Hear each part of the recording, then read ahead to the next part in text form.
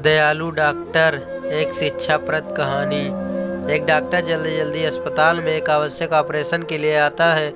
उसने अपने कपड़े बदले और तुरंत ऑपरेशन थिएटर में चला गया। उसने देखा कि मरीज के पिता हाल में चक्कर लगा रहे हैं। डॉक्टर को देखते ही लड़के के पिता भावुक हो उठे और डॉक्टर से बोले कि आपको आने में इतनी देर क्यों लगी? क्या आप जानते नहीं कि मेरे बेटे की जान खतरे में है? आपको आपकी जिम्मेदारी का एहसास है या नहीं? डॉक्टर मुस्कुराया और बोला कि माफ़ कीजिए, मैं अस्पताल में नहीं था, इसलिए जितना जल्दी हो सका आ गया।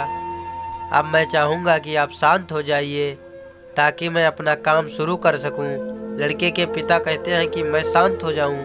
अगर ये आपका खुद का बेटा होता तो क्या आप शांत हो जाते?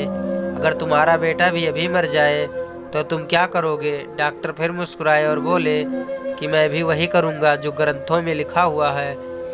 हम मिट्टी से आते हैं और मिट्टी में वापस लौट जाते हैं। आप जाइए और अपने बेटे के लिए प्रार्थना कीजिए। भगवान की कृपा से हम अपनी तरफ से उसे ठीक करने की कोशिश करेंगे। उसके बाद लड़के का पिता चिल्लाया और बोला, बहुत आसान होता है सलाह देना जब खुद पर कोई लेना देना नहीं होता है। कुछ घंटों के ऑपरेशन के बाद डॉक्टर हंसता हुआ ऑपरेशन थिएटर से बाहर निकला और बोला कि शुक्र है आपका बेटा बच गया।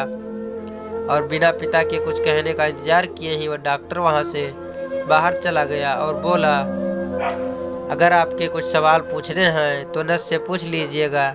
नर्स को वहां आते देख पिता ने नर्स से पूछा कि यह इतना घमंडी क्यों है कि यह कुछ देर के लिए रुक नहीं सकता था क्योंकि मैं इससे अपने बेटे का हाल जान सकूं। नर्स ने उनको बताया कि कल इनके बेटे का एक एक्सीडेंट में निधन हो गया है और वो उसे दफनाने गए हुए थे।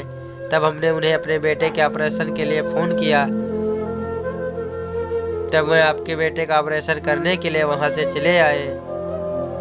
दोस्तों, इस कहानी से हमें सीखने को मिलता है कि हर परिस्थिति में शांत रहें ताकि आप अपने लिए बेहतर निर्णय ले सकें, चाहे वो ज़िंदगी में हो या आपके निजी व्यवसाय में हो।